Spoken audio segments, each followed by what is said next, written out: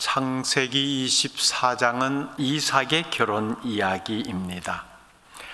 그런데 단순히 결혼 이야기가 아니라 이삭과 이제 나중에 결국 아내가 되는 여인 리브가의 만남을 통해 하나님께서 어떻게 언약을 이루어 가시는가 하는 그 과정을 보여주는 이야기입니다.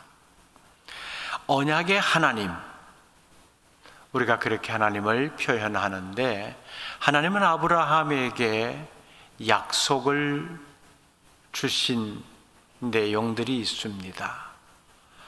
그것이 시간이 흐르면서 어떤 과정, 어떤 현실적인 모습을 통해서 이루어지고 있는가 하는 그 한 장면이 바로 창세기 24장에 기록되어 있습니다.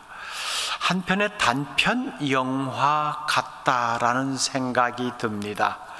누군가가 이 내용을 짧은 영화 한 편으로 만들면 참 아름다운 스토리로 사람들에게 보여질 수 있겠다, 그렇게 생각도 해봅니다.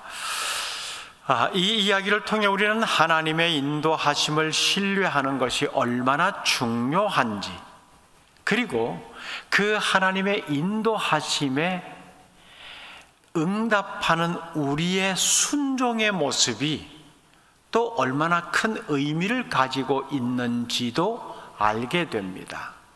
하나님은 우리에게 약속하신 것을 신실한 모습으로 늘 이끌어 가십니다. 그 과정 속에 우리는 응답이라고 하는 순종의 모습이 나타나야 되고요, 그 이끄심과 순종이 만나는 지점마다 어떤 일들이 일어나고 있는지, 그 한 장면을 오늘 우리는 이 본문의 내용을 통해서 볼 수가 있습니다. 하나님의 부르심을 받아서 고향을 떠난 아브라함은 우여곡절 끝에 가나안 땅에 정착을 하게 되지요.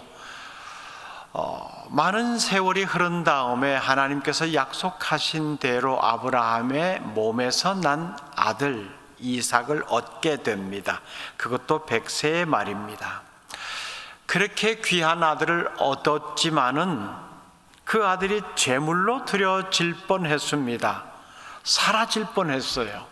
그런데 하나님께서 개입해 주셔서 다시 아브라함 품에 안기게 되었고, 그 아들이 잘 자라서 이제 결혼 정년기가 되었습니다. 아브라함은 아내 사라가 먼저 죽고 이 아들을 아내의 목까지 더해서 아들 이삭을 잘 키웠겠지요. 그때나 지금이나 결혼은 인생의 대사입니다. 자식을 가진 부모치고 자녀의 결혼 문제를 소홀히 하는 부모는 없습니다. 우리 성도님들 가운데도 기도 제목들 나누어지는 것들을 보게 되면은 자식들을 놓고 기도할 때 많은 부분이 믿음의 배우자를 만나기를 원합니다. 이런 제목들이 참 많아요. 참 많아요. 그만큼 믿음의 대가 물려지기를 바라고, 가정이 믿음 안에서 계속해서 바로 서 가는 그 후대로 이어지는 모습을 소망하고 있다는 것을 알 수 있습니다. 아브라함도 마찬가지였습니다. 아들 이삭의 결혼에 대한 흔들리지 않는 원칙을 가지고 있었습니다. 가나안 땅에 살면서 하나님이 주신 약속을 늘 기억하면서 살아가고 있는데, 그 아브라함에게 주신 하나님의 약속으로 인해서 큰 민족이 형성이 된다라고 하는 겁니다. 그렇기 때문에 아브라함으로서는 이방 땅에 살면서 이방 여인과 혼인을 하는 것이 허용이 되질 않았습니다. 이건 혈통의 문제가 아니고 믿음의 문제였던 거지요. 계속해서 하나님의 약속을 생각하며 살아가는 아브라함에게는 자기가 서 있는 그 가나안 땅을 후손들에게 주시겠다라고 하신 하나님의 약속을 결코 잊을 수가 없습니다. 이삭의 결혼도 아브라함에게서는 굉장히 중요한 일이긴 한데, 그보다 더 중요한 것은 하나님의 약속을 계속해서 신뢰해 나가는 것입니다. 하나님의 약속이 현실적으로 이루어지는 것은 인간이 아무것도 하지 않고 있어도 된다라는 것을 말하고 있지 않습니다. 하나님의 약속이 현실적으로 이루어지는 것은 현실의 삶을 살아가는 우리 사람들, 하나님의 백성인 우리 한 사람 한 사람의 구체적인 삶의 현장 속에서 무엇을 보고 무엇을 판단하고 어떻게 결정하고 어떤 방향으로 나가느냐에 따라서 그것이 이루어진다는 것, 우리가 잘 알고 있죠. 아브라함도 마찬가지였습니다. 이 땅을 내게 주겠다. 그럼 믿음의 땅이 되어야 됩니다. 그러면 그 땅에 사는 사람들은 믿음의 백성으로 이어져 가야 되는 거죠. 인간적인 생각만 한다면은 이미 가나안 땅에 살고 있는, 인간적인 조건으로 봤을 때 이보다 더 좋을 수 없다라고 하는 그런 여건을 갖춘 집안들이 왜 없었겠습니까? 그런데 그것보다 이 땅에 하나님의 약속이 이루어져야 된다라고 하는 것, 그것이 아브라함에게는 우선순위였습니다. 그래서 아들 이삭을 위한 배필을 고르는 일에 신중에 신중을 기할 수밖에 없었어요. 자, 그런데 현실적으로 아브라함이 직접 나서서 이 일을 진행하기에는 나이가 너무 많았습니다. 다행히도 아브라함에게는 아브라함의 깊은 속내까지 잘 읽을 수 있고, 아브라함도 자신의 속내를 그렇게 아무런 부담 없이 드러낼 수 있는 상대 한 사람이 있었습니다. 아브라함과 오랫동안 함께 지낸 종이었습니다.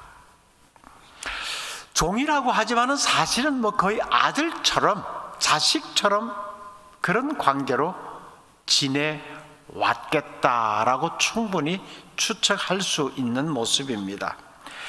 그 종에게 아브라함은 이 일을 맡기게 되죠. 그 종을 불러서 자신의 허벅지 사이에 손을 넣게 하고 맹세를 시킵니다. 고대 사회 전통에서 허벅지 사이에 깊숙한 곳에 손을 넣는다라고 하는 것은 그만큼 이 내용이 중요하다는 겁니다. 아주 엄중하다는 거예요. 그래서 만약에 이 내용 가운데 행동을 요하는 것이 있으면 신중에 신중을 기해야 된다는 것이고, 이 손을 넣고 하는 모든 대화는 서로에게 깊은 신뢰가 있을 때만이 가능한 내용이었습니다. 그러니 아브라함이 이 종을 얼마나 신뢰했는지, 이 종 또한 그 주인 아브라함의 마음을 얼마나 깊이 헤아리고 있는지를 이 모습을 통해서 알 수가 있습니다. 그렇게 자신의 허벅지 깊은 곳에 손을 넣게 하고는 아브라함이 내 아들을 위해서 고향에 가서 아내감을 찾아오너라 라고 부탁을 합니다. 주인의 명령이니까 당연히 그렇게 마음에 새기고 가겠죠. 이 내용을 부탁받은 종이 한 가지 사실을 확인하려고 합니다. 만약 제가 고향에 가서 참 마음에 드는 여인 한 사람을 지목했는데 그 여인이 따라서 이곳으로 오지 않으려고 하면은 이삭을 데리고 그 땅으로 가도 되겠습니까? 라고 되묻는 겁니다. 그렇죠. 이 여인이 이삭의 아내감으로 참 적절하다라고 여겼는데 오지 않으려고 하면은 어떻게 해서라도 이삭과 엮도록 해줘야 되는데, 그러면 이삭을 데리고 가서 어떻게 해봐도 되겠습니까? 라고 하니 아브라함은 그렇게 하지는 말아라. 그렇게 생각했던 이유가 있겠죠. 자기가 떠나왔던 고향에 다시 돌아간다라고 하는 것은 이미 하나님은 아브라함에게 때가 되면 너가 다시 고향으로 돌아와서 이렇게 하지 않고 고향, 본토, 친척, 아비 집을 떠나 선이 그어진 겁니다. 선이 그어진 거예요. 그러니까 다시 돌아올 수 없는 곳이 되고 말았습니다. 그런 상황이니까 아브라함이 그 하나님의 말씀하신 내용에 순종하기까지 마음의 갈등이 얼마나 깊었겠습니까? 그런 과정이 있었기 때문에 아들을 데리고 가지는 말아라. 만약 그렇게 되면 내가 하나님께 순종한 그 언약, 순종의 모습이 흐트러진다. 불순종이 되고 마는 거죠. 그러면서 아브라함이 길 떠나는 종에게 이 말을 덧붙입니다. 자, 본문 7절. 하늘의 하나님 여호와께서 나를 내 아버지의 집과 내 고향 땅에서 떠나게 하시고 내게 말씀하시며 내게 맹세하여 이르시기를 이 땅을 내 씨에게 주리라 하셨으니, 그 다음에 같이 읽어봅니다. 시작. 그가 그 사자를 너보다 앞서 보내실지라. 그가 그 사자를 너보다 앞서 보내실지라. 아브라함의 부탁을 받고 고향에 가서 규숙감을 찾으러 떠나는데 그 종에게 주는 아브라함의 말입니다. 너보다 앞서 하나님께서 길을 인도하실 사자를 보낼 거다. 걱정하지 말고 가라. 누구에 대한 신뢰를 가지고 있는 걸까요? 하나님에 대한 신뢰를 이렇게 가지고 있습니다. 사실 가서 제대로 찾을지, 찾았다 한들 제대로 따라올지 모르는 상황입니다.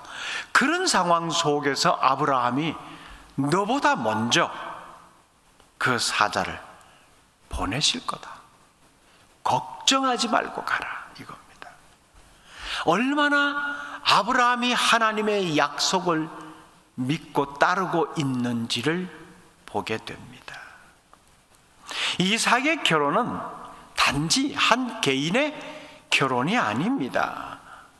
아브라함 한 가정의 혼사 문제가 아닙니다. 하나님의 언약이 이어지는 굉장히 중요한 믿음의 사건이 되고 있는 거예요. 여러분, 우리가 개인적으로 혹은 여러분 개인적으로 무언가 삶의 여정 속에서 일을 해나가는 것이 그냥 단순히 내 개인적인 내 가정의 일이 아닌 경우가 많습니다. 그거 기억하셔야 돼요. 하나님의 일이 나 개인을 통해서 내 가정의 이 상황을 통해서 이어지고 있다는 사실, 이거 꼭 기억하십시오. 그러면 이 시점에서 내가 무슨 생각을 가져야 되고 어떤 결정을 내려야 하는가가 분명해집니다. 아브라함의 이 믿음, 그가 그 사자를 너보다 앞서 보내실지라. 이건 하나님이 하시는 일이야. 내가 지금 장담할 수 있는 건 아무것도 없지만은 하나님께서 하시는 일은 틀림없어. 그러니 넌 그냥 가봐. 고향에 가봐. 이겁니다. 이 아브라함의 믿음이 오늘 우리에게 큰 도전이 됩니다. 하나님의 인도하심을 우리가 확신한다면은 우리가 해야 할 결단을 믿음으로 내렸다면은 주님은 우리보다 앞서 가시면서 행하십니다. 그게 믿음이에요. 믿음은 내가 현실적으로 보는 것보다 언제나 앞서 있습니다. 그걸 보는 것이 믿음의 눈이라고 하잖아요. 믿음의 눈, 현실적으로 보는 것이 아니에요. 하나님이 하실 일을 보는 겁니다. 분명히 하나님은 내 아들 이삭의 아내감을 고향 땅에서 준비해 놓으셨을 거야. 너보다 앞서 가시면서 다 준비해 놓으실 거야. 그냥 너는 가면 돼. 믿음의 눈으로 그걸 보고 있는 거지요. 얼마나 큰 도전이 됩니까? 아브라함이 사는 곳으로부터 아브라함이 떠나온 고향 땅 하란까지 거리상으로 약 800km 정도가 된다 그래요. 먼 거리죠. 당시의 교통수단으로 간다면은 아무리 빨리 가도 2주 정도는 좋게 걸리는 거리입니다. 거기다가 뭐 이제 이 종이 그래도 여인을 데려오기 위해서 마련해가는 선물도 있었고요. 성경은 뭐 약대라 그러죠. 낙타 10마리 정도를 끌고 갔다 했는데 뭐 거기에 또 실린 짐들이 얼마나 많았겠어요. 걸음이 더딜 수밖에 없습니다. 자, 그렇게 해서 목적지에 도착한 아브라함의 종은 하나님께 이렇게 기도합니다. 12절 말씀 보면 그가 이르되 우리 주인 아브라함의 하나님 여호와여 원하건대 오늘 나에게 순조롭게 만나게 하사 내 주인 아브라함에게 은혜를 베푸시옵소서. 이 마음도요, 이 종의 마음도 아브라함의 마음과 연결이 되어 있습니다. 그가 그 사자를 너보다 앞서 보내실지라 주인 아브라함으로부터 하나님을 신뢰하는 이 말을 들었습니다. 그 마음을 가지고 목적지에 도착한 종이 드리는 기도입니다. 하나님 여호와여 원하건대 오늘 나에게 순조롭게 만나게 하사 내 주인 아브라함에게 은혜를 베풀어 주십시오.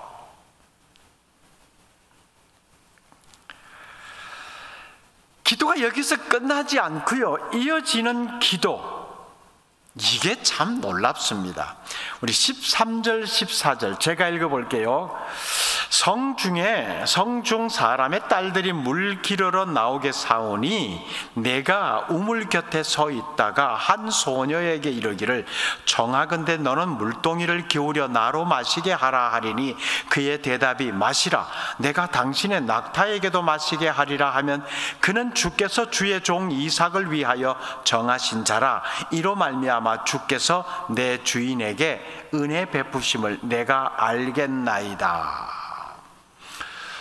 목적지 이 지역에 도착하긴 했는데 뭐 여인이 한두 사람이 아니잖아요. 도대체 어떤 여인이 우리 주인의 며느리감이 될까? 이건 전혀 다른 문제입니다. 그러니까 이걸 놓고 기도하는 겁니다. 아내로 정해진 사람이 누구인지 알아볼 수 있도록 하나님 사인을 주십시오. 이 기도거든요. 제가 생각하건대 이런 모습이 채워지면은 그 사람으로 알겠습니다. 이겁니다. 자, 저녁 시간이 되어서 여인들이 물 길러러 우물가로 나올 텐데 제가 그 중에 한 여인에게 물 좀 달라고 청하면은 기꺼이 물을 주는 여인, 거기다가 내가 보니까 당신이 몰고 온 낙타들도 목이 많이 마를 것 같은데 제가 당신의 낙타에게도 물을 좀 먹일게요. 여기까지 말하는 여인이 있다면 그 여인을 하나님이 정해놓으신 여인으로 알겠습니다. 이런 기도가 이어진 겁니다. 낙타 한 마리가 보통 90리터 정도의 물을 마신다고 합니다. 근데 보통 여인이 머리에 이렇게 물동이 이고 이렇게 물 길러러 오는데 그 담을 수 있는 물의 양이 10리터 정도. 그러면은 이 종이 데리고 몰고 온 낙타가 10마리입니다. 900리터 물을 떠다 먹여야 돼요. 이게 한두 번 우물물 길러서 먹일 수 있는 양입니까? 장정 남자라 하더라도 900리터의 물을 우물에서 떠올리려 그러면은 팔 힘이 얼마나 세야 되겠어요? 이 정도 여인이어야 된다라고 하는 것, 무슨 계산이 있었는지는 모르겠어요. 고대 사회 속에서 여인이라도 여러 가지 많이 허드렛 일을 감당해야 됐기에 아마 건강한 여인을 염두에 뒀지 않나 라고 보여지긴 합니다만 어쨌든 여러분, 자, 한번 생각해 보세요. 하나님, 며느리감을 구하는데요, 이런 모습을 가진 사람, 이렇게 딱 맞아떨어지는 여인이면 제가 바로 데리고 가도록 하겠습니다. 이런 기도 해보셨어요? 뭔가 결정을 해야 되는데 하나님 이렇게 보여주시면 그걸 하나님의 뜻으로 알겠습니다. 이렇게 나타나지면 제가 확실히 하나님께서 주신 것으로 받아들이겠습니다. 그런 기도 해보셨어요? 이게요, 이런 기도가요, 굉장히 위험한 기도입니다.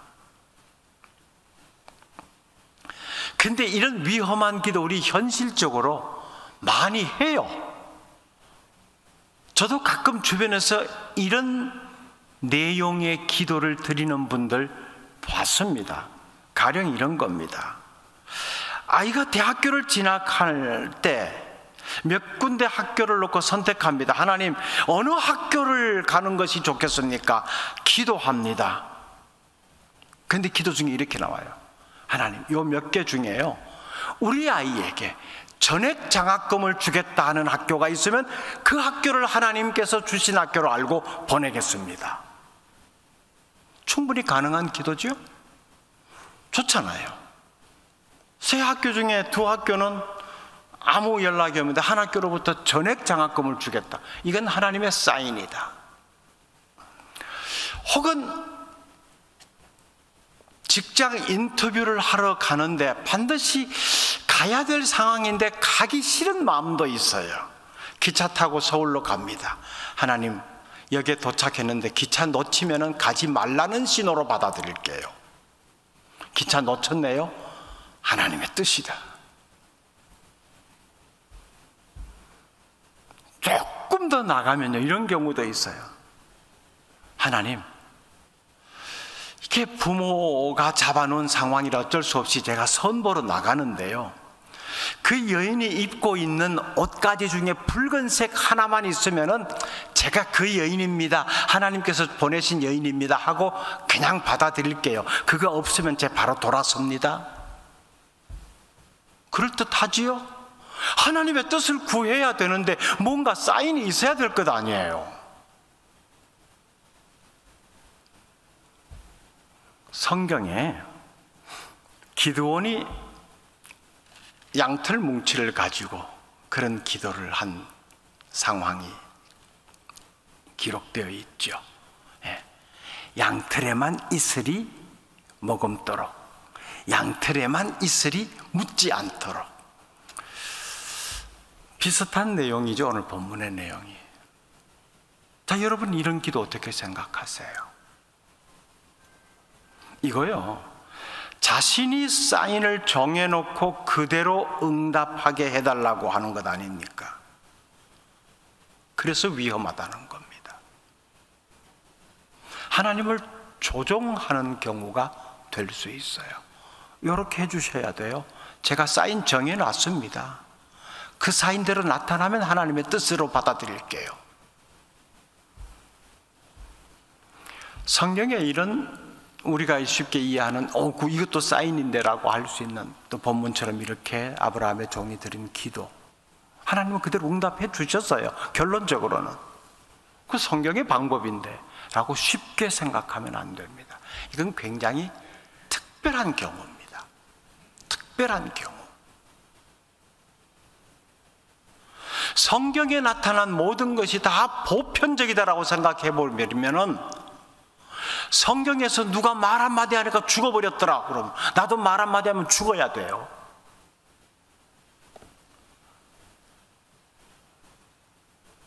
그러니까 이런 것은 아주 특별한 상황에 하나님께서 역사하시는 경우로 이해하셔야 됩니다. 자, 이 기도가 끝났는데 여인들이 물기르러 우물가로 왔습니다. 이 아브라함의 종이 기도한 대로 이렇게 진행하니까 그 중에 한 여인이, 그러지요, 제가 물을 드리겠습니다. 보니까 낙타들도 많이 지쳐 있는 것 같네요. 제가 저 낙타들에게도 물을 다 먹이도록 할게요. 딱 딱 그대로 된 거예요. 그러니 뭐 이 여인 맞네, 의심할 여지가 없죠.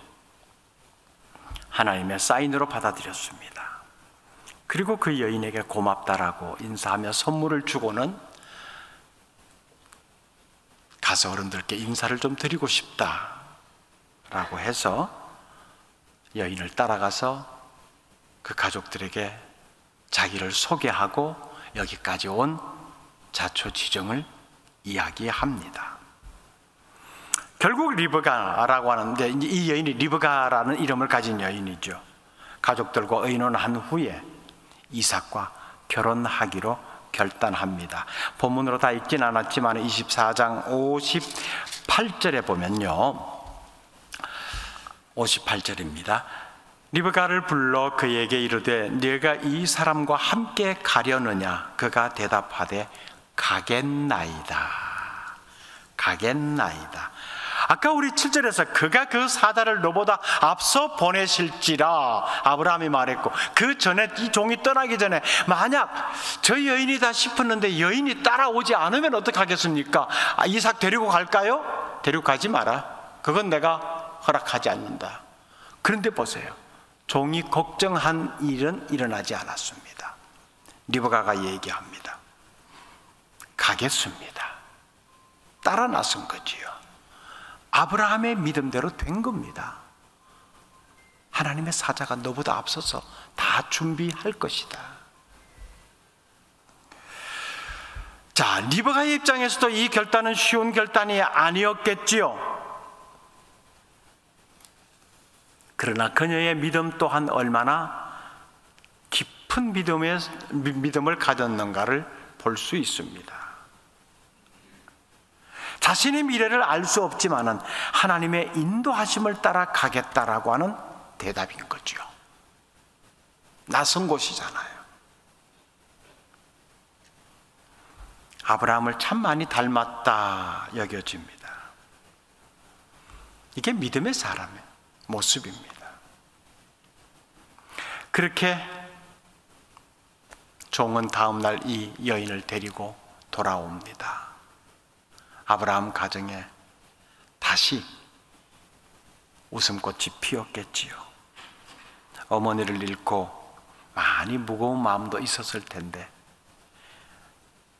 이 여인이 들어옴으로 인해서 큰 위로를 얻었을 겁니다.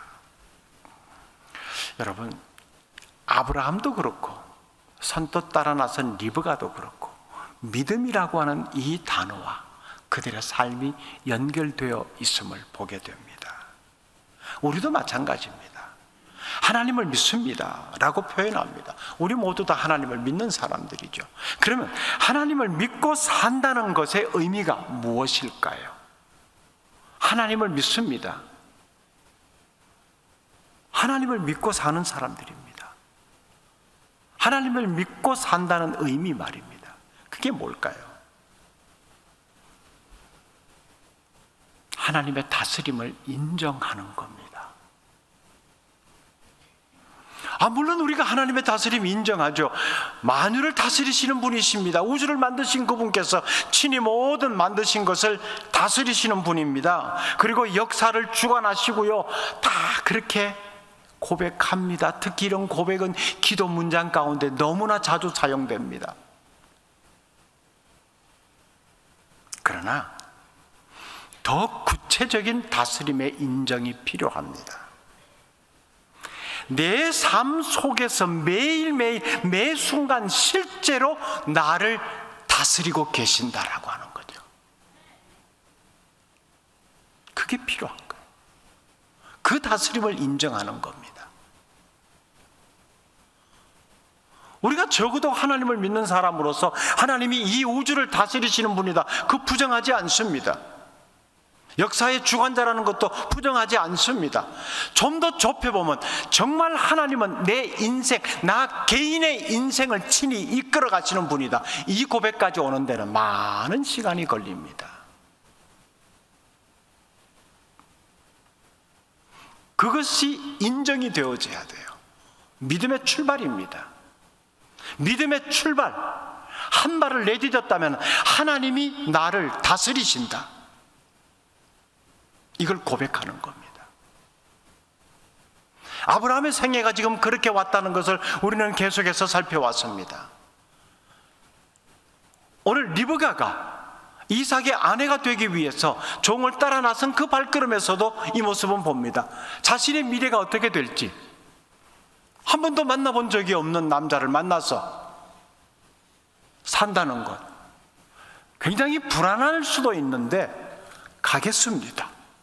따라 나섰습니다. 하나님의 인도하심을 믿었다는 거죠.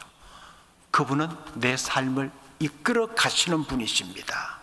이 고백이 담겨 있는 대답입니다. 가겠습니다. 거기서 한 걸음 더 나갑니다. 하나님을 믿는다라고 하는 건요. 우리의 삶 속에서 우리가 하나님을 믿기 때문에 하나님은 우리를 인도하신다는 것을 고백한다면 그 인도하심 속에 나타나는 여러 가지 사인들이 있습니다. 하나님과 기도로 우리가 교통을 하잖아요. 이 교제가, 기도로서 하나님과의 관계가 이어지는 것이 지극히 정상적이라면은 그 기도의 첫 번째 항목은 하나님의 뜻을 구하는 거잖아요. 내가 필요한 것을 구하는 것은 사실 가장 나중에 오는 기도의 간구 내용이거든요. 가장 첫 번째는 하나님의 뜻을 구하는 겁니다. 하나님, 이 상황 속에서 내가 뭘 해야 됩니까? 뭘 담아내야 됩니까? 뭘 하기를 원하십니까? 하나님의 뜻을 구하는 것. 그렇게 하나님과 교통하다 보면 하나님께서 보여주시는 사인이 있다는 거예요. 어떤 때는 아주 명료하게 알 때도 있고요. 어떤 때는 이게 그런가 아닌가 한참을 고민해야 될 때도 있습니다. 때로는 말씀을 깊이 묵상하는 가운데, 때로는 예배 시간에 하나님의 말씀을 듣는 그 설교를 통해서, 때로는 어떤 기도의 깊은 자리를 통해서, 또 때로는 그냥 편하게 나누는 대화 속에서도 이런 사인들은 나타납니다. 적어도 하나님과 정상적인 기도의 관계를 가지고 있는 사람이라면 그 모든 상황 속에서 보여주시는 하나님의 사인을 알 수 있어요. 거기서 하나님은 방향을 제시해 주시고 방법을 일러 주십니다.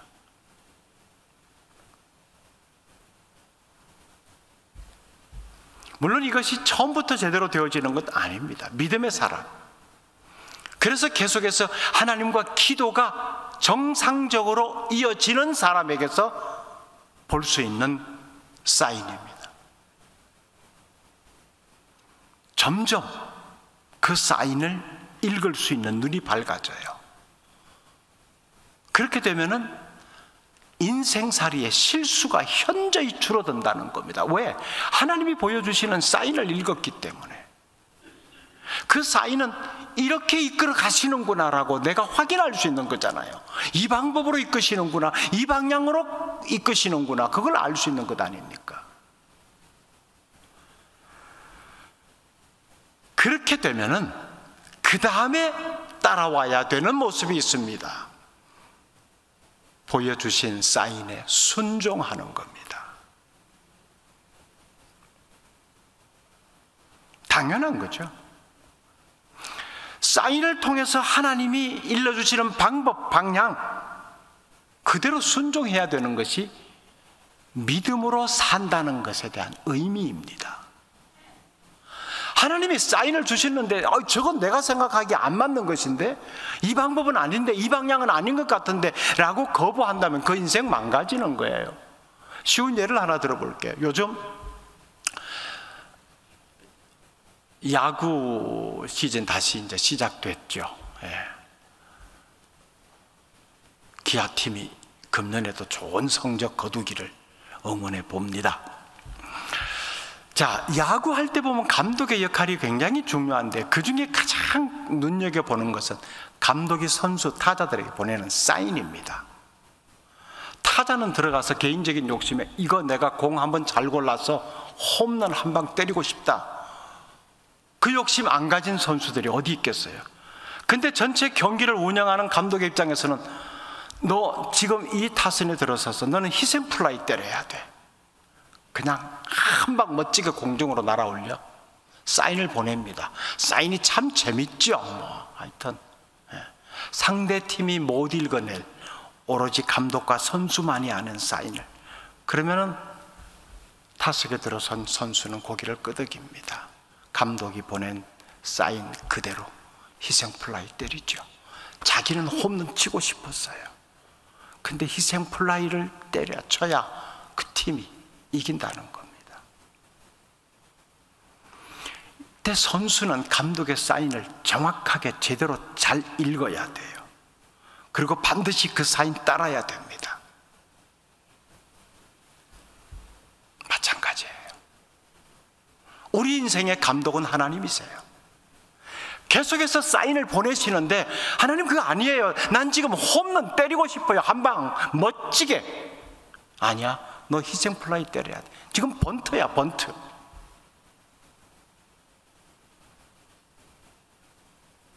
사인 주시는 대로 그 사인 정확히 읽고 그 사인대로 따라가는 것이 믿음대로 살아간다는 거예요.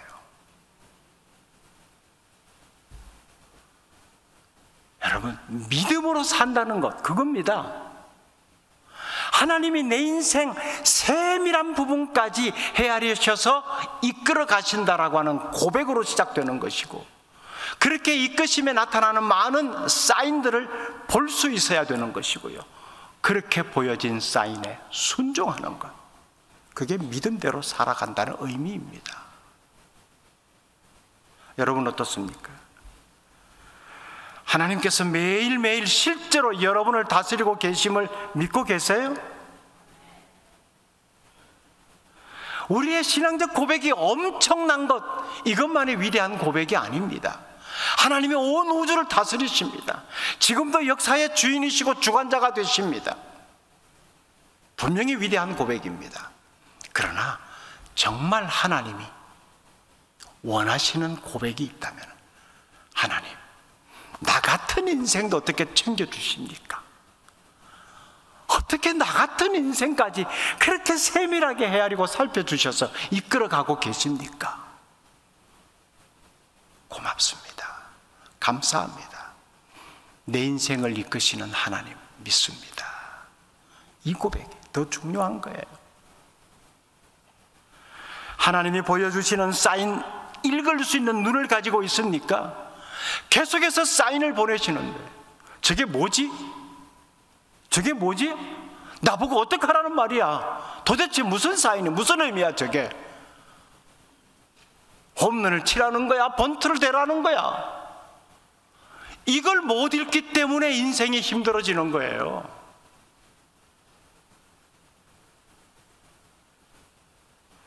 하나님의 사인이다 싶을 때 고민하면 안 돼요. 즉각적인 순종만이 있어야 합니다. 그럴 때 하나님의 인도하심을 신뢰하는 것이 되는 거고요. 순종의 삶을 살아가게 되는 겁니다. 그 결과가 뭔가? 하나님께서 내게 주신 언약이 이루어지는 겁니다. 그게 믿음이에요. 하나님의 언약에 대한 흔들리지 않는 신뢰, 하나님의 뜻에 끝까지 순종하는 것, 그게 믿음입니다. 그렇게 믿고 순종하는 자에게 하나님의 언약은 반드시 성취됩니다. 이러한 하나님의 인도하심에 우리 삶의 모든 것을 맡길 수 있기를 바랍니다. 그가 우리보다 앞서가서 준비하십니다.